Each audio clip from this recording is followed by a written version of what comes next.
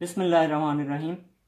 FSc physics part 1 chapter number 1 measurements, और इसका आज लेक्चर नंबर 3 है। और ये लेक्चर बेस करता है बुक के topic 1.3 international system for the units के ऊपर।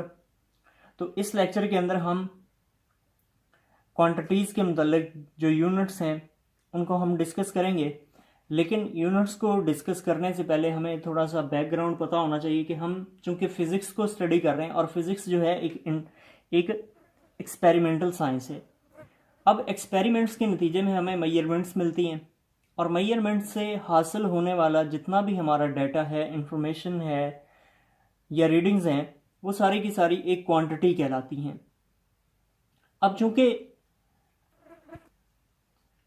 20th सेंचुरी के मिड में फिज़िक्स जो है बहुत तेज़ी से तरक्की कर रही थी, जिसके नतीजे में नित नए एक्सपेरिमेंट्स हो रहे थे। उन एक्सपेरिमेंट्स के साथ साथ हमें नित नई मेजरमेंट्स मिल रही थी और नित नई क्वांटिटीज़ मिल रही थी। तो इस लिहाज से फिर पूरी वर्ल्ड के साइंटिस्ट ने मिलकर एक फ़ैसला किया कि क्वांटिटीज़ को इंटरनेशनल लेवल पे रिकॉग्नाइज बनाने के लिए और एक्सेप्टेबल बनाने के लिए हमें एक सिस्टम इंट्रोड्यूस करवाना पड़ेगा, जिसके लिए कमेटी सेट की गई। 1960 के अंदर एक कमेटी बनाई गई,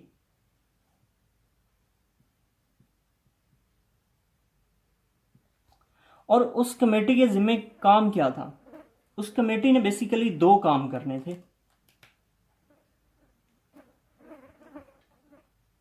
और काम इसने क्वांटिटीज के मुतल्लिक ही करने थे। फर्स्ट ऑफ ऑल के क्वांटिटीज को इसने डिफाइन करना था। साइंटिस्ट की इस कमेटी का सबसे पहला जो काम था, उसका काम था ये कि क्वांटिटीज को डिफाइन करना, जबकि दूसरा इसका काम था कि क्वांटिटीज के लिए एक स्टैंडर्ड सेट करना।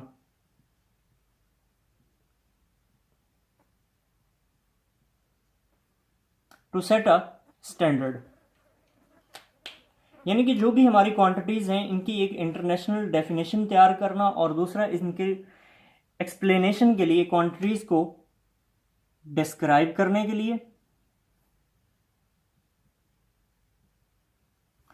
क्वांटिटीज़ को एक्सप्लेन करने के लिए, और एक क्वांटिटी को दूसरी क्वांटिटी या दूसरे स्टैंडर्ड के साथ कंपेयर करने के लिए एक स्टैंडर्ड बनाना था। ये वही स्टैंडर्ड है जिसके बारे में हम लेक्चर 2 के अंदर बात कर चुके हैं कि ये एक्सेसिबल होना चाहिए,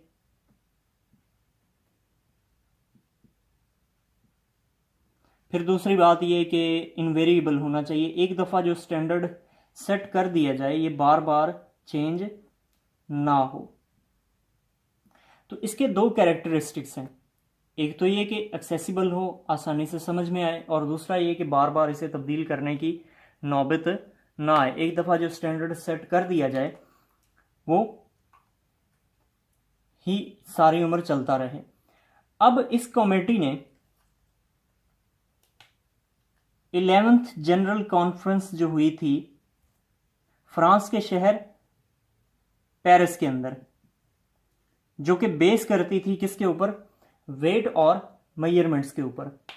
तो इस कमेटी ने एक सिस्टम इंट्रोड्यूस करवाया, जिस सिस्टम का नाम रखा गया सिस्टम इंटरनेशनल ऑफ यूनिट्स।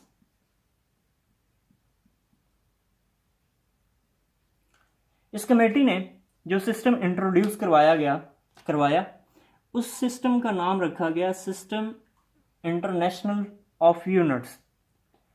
और बेसिकली जिस स्टैंडर्ड की हम बात कर रहे हैं, ये यूनिट्स ही असल में वो स्टैंडर्ड हैं जो कि किसी भी क्वांटिटी को डिस्क्राइब भी करते हैं, उस क्वांटिटी को एक्सप्लेन भी करते हैं और उस क्वांटिटी को दूसरी क्वांटिटी के साथ कंपेरेबल भी बनाते हैं। तो इस कमेटी ने जो सिस्टम मुतारफ करवाया, सिस्टम इंट्रोड्यूस करवाया, उसके तहत इसने यूनिट्स को 3 बड़ी कैटेगरीज के अंदर क्लासिफाई कर दिया। क्वांटिटीज के लिहाज से इस कमेटी ने यूनिट्स की 3 क्लासिफिकेशन बनाई।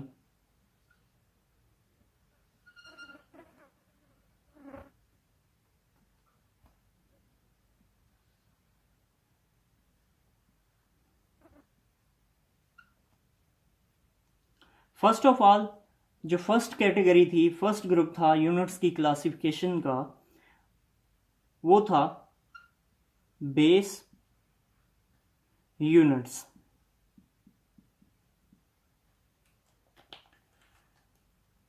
जबकि यूनिट्स की क्लासिफिकेशन का जो दूसरा ग्रुप था वो था क्वांटिटीज के लिहाज से डिराइव्ड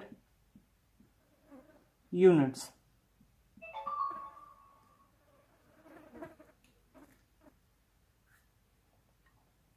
और तीसरा जो ग्रुप था वो था सप्लीमेंट्री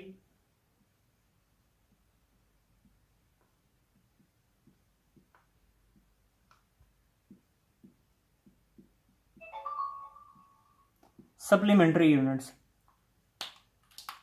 तो इस कमेटी ने बेसिकली यूनिट्स को जो स्टैंडर्ड हमें सेट करके दिया क्वांटिटीज को डिस्क्राइब, एक्सप्लेन और कंपेयर करने के लिए, वो यूनिट्स था। और इन यूनिट्स को उन्होंने फर्दर 3 बड़े ग्रुप्स के अंदर क्लासिफाई कर दिया क्वांटिटीज के लिहाज से। First of all, base units को हम डिस्कस करते हैं। तो बेसिकली जो बेस यूनिट्स हैं ये 7 हैं, 7 यूनिट्स फॉर 7 बेस क्वांटिटीज के लिए। अब इनकी अगर हम डेफिनेशन देखें तो डेफिनेशन इसकी ये होगी, the units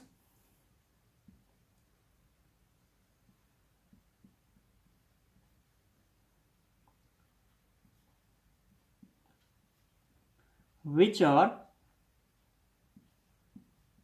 used to explain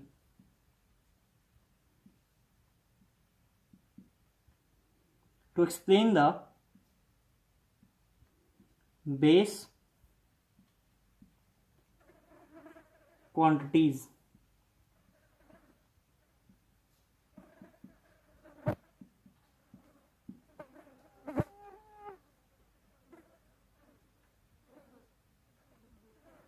तो बेसिकली बेस यूनिट्स की तादाद 7 है, क्योंकि बेस क्वांटिटीज की तादाद भी 7 है।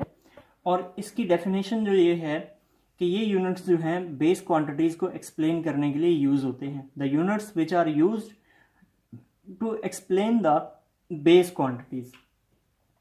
अब हम आगे बात करते हैं डिराइव्ड यूनिट्स की। डिराइव्ड यूनिट्स जो हैं ये डिराइव्ड क्वांटिटीज को एक्सप्लेन करते हैं। The units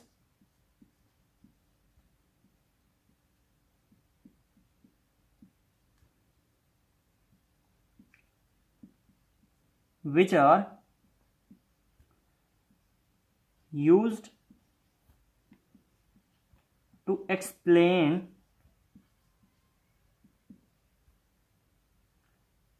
derived quantities।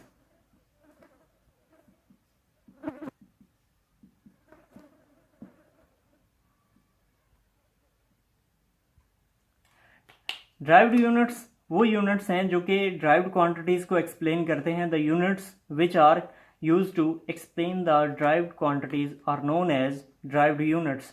और इनको कैसे हासिल किया जाता है और ये कैसे बनाए जाते हैं? बाय मल्टीप्लाइंग और डिवाइडिंग 2 or more than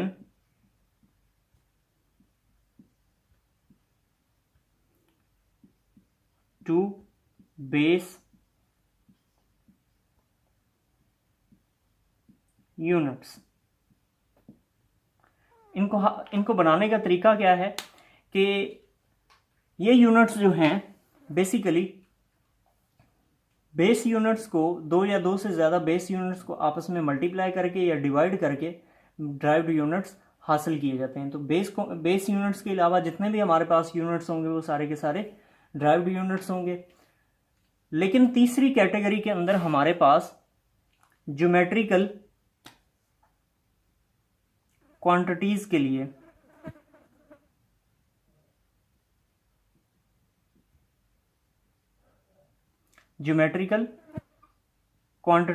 जो यूनिट्स हैं उन्हें हम सप्लीमेंट्री यूनिट्स बोलते हैं। सप्लीमेंट्री यूनिट्स बेसिकली वो यूनिट्स हैं जो कि ना तो बेस क्वांटिटीज के अंदर फॉल करते हैं, बेस यूनिट्स के अंदर फॉल करते हैं और ना ही ड्राइव्ड यूनिट्स के अंदर फॉल करते हैं। तो लिहाजा साइंटिस्ट की कम्युनिटी ने इन्हें एक सेपरेट क्लास के अंदर प्लेस कर दिया और ये बेसिकली दो यूनिट्स हैं, दो क्वांटिटीज के लिए सिर्फ और सिर्फ दो यूनिट्स हैं। अब इनकी अगर हम क्वांटिटीज की बात करें तो टेक्स्ट बुक के अंदर इनका टेबल 1.2 गिवन है, जिसके अंदर इनके यूनिट्स, इनकी क्वांटिटीज भी गिवन है। तो बेसिकली ये दो क्वांटिटीज हैं, एक है प्लेन एंगल और दूसरा है सॉलिड एंगल।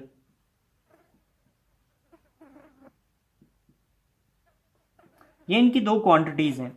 इस लिहाज से इनके दो यूनिट्स भी हैं। प्लेन एंगल के लिए जो यूनिट है वो है रेडियन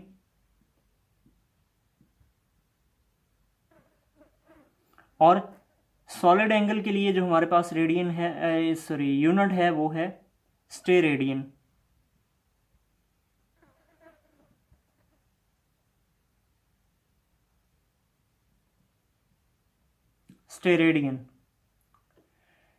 रेडियन जो है ये 2 डायमेंशनल होता है और स्टेरेडियन जो है ये 3 डायमेंशनल होता है, यानी कि 3D होता है।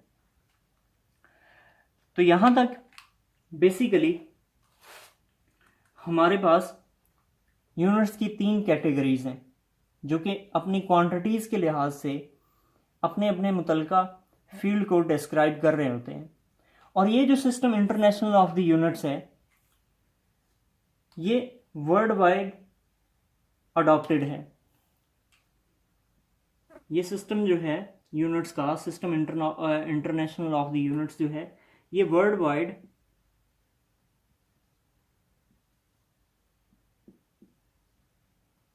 अडॉप्टेड है। और इन्हें किस कम्युनिटी ने अडॉप्ट किया हुआ है? मोस्टली नेशंस जिनके अंदर पाकिस्तान भी शामिल है। और दूसरा वर्ल्ड की जो साइंटिफिक कम्युनिटी है, पूरी वर्ल्ड की जो साइंटिफिक कम्युनिटी है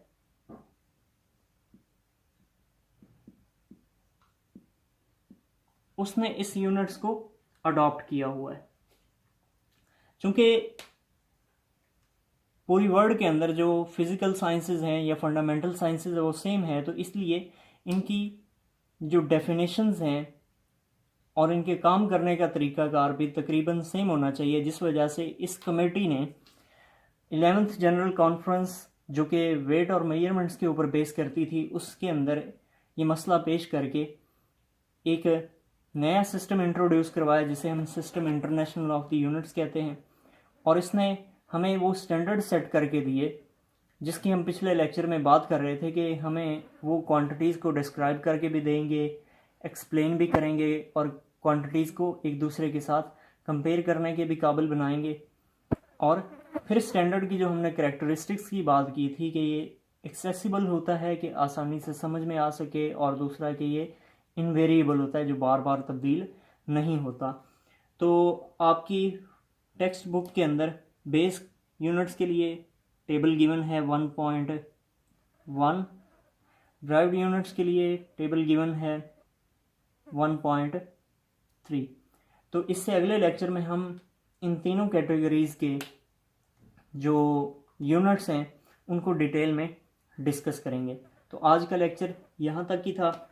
तो अगले लेक्चर में हम सारी इन यूनिट्स की डिटेल को स्टडी करेंगे।